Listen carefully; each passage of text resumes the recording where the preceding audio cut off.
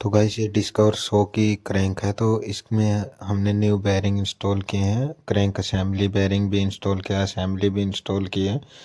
तो फ्रेंड्स इसको फिट करने से पहले हमें चेक करना है कि जो क्रैंक का बेयरिंग है असेंबली का उसमें ऑयल प्रॉपर जा रहा है। तो इस तरीके से हम इसमें ऑयल डाल के फूक मारेंगे, आप देख सकते हो। फिर से हम थोड़ा सा ऑयल डालेंगे इसके अंदर और फिर से फूक मारेंगे यहाँ से। तो आप देख सकते हो यहाँ से ऑयल निकलना चाहिए। इससे हमें पता चलता है कि जो हमारे क्रैंक असेंबली के बेयरिंग में जो हमारा ऑयल जाता है वो होल प्रॉपर खुला हुआ है। अगर यहाँ से ऑयल नहीं निकलता तो हमारी क्रैंक असेंबली है जो आवाज़ करने लग जाएगी, कनेक्टिंग रोड।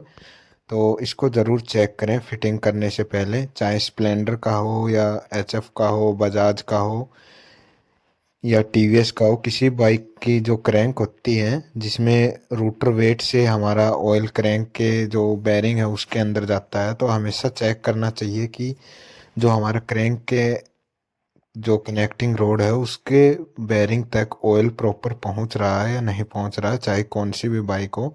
ये काम हमें ज़रूर चेकअप करना है। कई बार क्या होता है कि जो हमारे जो खराद लेथ मशीन वाले मैकेनिक भाई होते हैं, तो वो जब कनेक्टिंग रोड रिपेयर करते हैं, जो न्यू इंस्टॉल करते हैं, तो उस टाइम कुछ जो कचरा होता है या मेटल के कण होते हैं वो अंदर चले जाते हैं और हमारे जो कनेक्टिंग रोड के जो बेयरिंग के जो होल आते हैं उसको ब्लॉक कर देते हैं। तो आप इसको ज़रूर चेक करें और इस तरीके से फिटिंग करना है। ये हमारी जो डिस्कवर 105 गियर वाले की जो किक स्प्रिंग है उसको पहले ही हमें इंस्टॉल करनी पड़ती है। इस तरीके से आप देख सकते हो प्रॉपर हमने सभी बेयरिंग न्यू इंस्टॉल किए हैं। और फ्रेंड्स इसको फिटिंग करने से पहले इसमें जो हमारी पैकिंग होती है वो इसके अंदर पैकिंग नहीं लगती, आप देख सकते हो।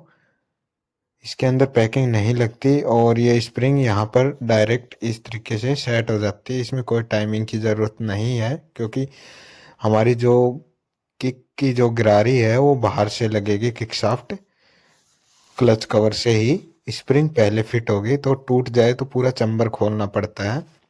तो आप देख सकते हो प्रॉपर क्लीनिंग का पूरा ध्यान रखना है। और ये आप देख सकते हो ये रबड़ और मेटल की मिली हुई वॉशर है, वो इसको इधर रखनी है ताकि जो हम कॉइल के नट होते हैं उसको टाइट करते हैं तो वो हमारी बेयरिंग होती है क्रैंक की, उसके जो टाइमिंग है या उसका बैलेंस है उसको आउट ना करें। कई बार मैकेनिक भाई थोड़े बड़े नट लगा देते हैं या छोटे नट लगा देते हैं, इसके लिए कंपनी ने ये रबड़ और मेटल की बनी हुई वॉशर लगाते हैं इस नट की वजह से, ताकि अंदर से जो कोई कचरा वगैरह भी आ जाए कॉइल से, क्योंकि कई बार खोलनी पड़ जाती है या टूट जाती है उस टाइम, तो ये हमारी जो क्रैंक के बेयरिंग है उसको आउट नहीं करती और हमारी जो क्रैंक के जो बेयरिंग है प्रॉपर फिटिंग रहते हैं। तो आप देख सकते हो सफाई का पूरा ध्यान रखना चाहिए।